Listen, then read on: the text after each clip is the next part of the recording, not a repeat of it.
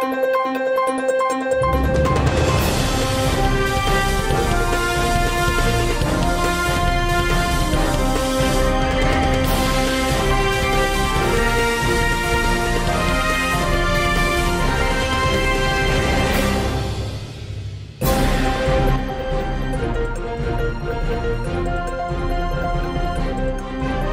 একটা সংশোধনী বলি, গ্রেপ্তার আতঙ্ক আমার কাছে কোনো আতঙ্ক ছিল না।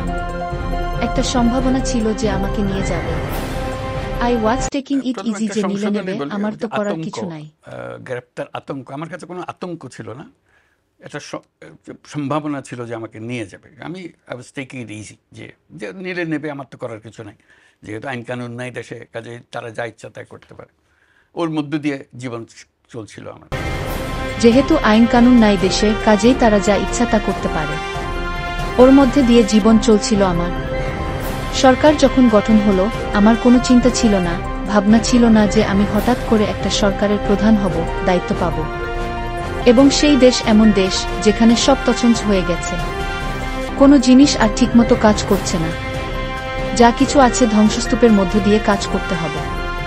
New line. কাজেই আমার প্রথম চেষ্টা ছিল সেই ধ্বংসস্তূপ থেকে আসল চেহারাটা বের করে আনা, মানুষের দৈনন্দিন জীবন সহজ করে আনা। সেই চেষ্টাটার মধ্যে ছিলাম। তারপর আস্তে আস্তে ভবিষ্যৎটা কি হবে সেটার জন্য চিন্তা করা, কোন দিকে আমরা অগ্রসর হব। প্রথম চিন্তা আসলো যে একটা সংস্কার দরকার আমাদের, কারণ যে কারণে এসব ঘটনা ঘটেছে, ফ্যাসিবাদী সরকার চলতে পেরেছে, 6 বছর ধরে চলতে পেরেছে, আমরা কিছুই করতে পারি নাই। 3টা নির্বাচন হয়ে গেল, ভোটারের কোনো দেখা নাই। এই যে অসংখ্য রকমের দুর্নীতি এবং ব্যর্থতা, মিসরুল ইত্যাদি, সেখান থেকে আমরা কিভাবে টেনে বের করে আনব? টেনে বের করে আনতে গেলে প্রাতিষ্ঠানিক সংস্কারগুলো করতে হবে। সেজন্য প্রথমে আমরা ঠিক করলাম বহু পরিবর্তন। এটা আমি বলবো যে ধ্বংসাবশেষ থেকে এসেছিলাম, তার নতুন চেহারা আসছে, ভেসে উঠছে। যে আমরা অর্থনীতি সহজ করেছি, দেশ বিদেশের আস্থা অর্জন করেছি, এটা তো পরিষ্কার। সারা দুনিয়ায় আমরা আস্থা স্থাপন করতে পেরেছি। এটা কেউ প্রশ্ন করতে পারবে না যে আমি অমুক দেশের আস্থা অর্জন করতে পারিনি। যে দেশেই বলুন, তারা আমাদের উপর আস্থা স্থাপন করেছে। শুধু আস্থা স্থাপন করেছে না, বিপুলভাবে করেছে। তারা বলছে আমরা অতীতে যা করি নাই তার চেয়ে বেশি করব এখন, যেহেতু আমরা দেখছি যে সুন্দরভাবে সরকার চলছে এখন, সেই জন্য তারা বলছে।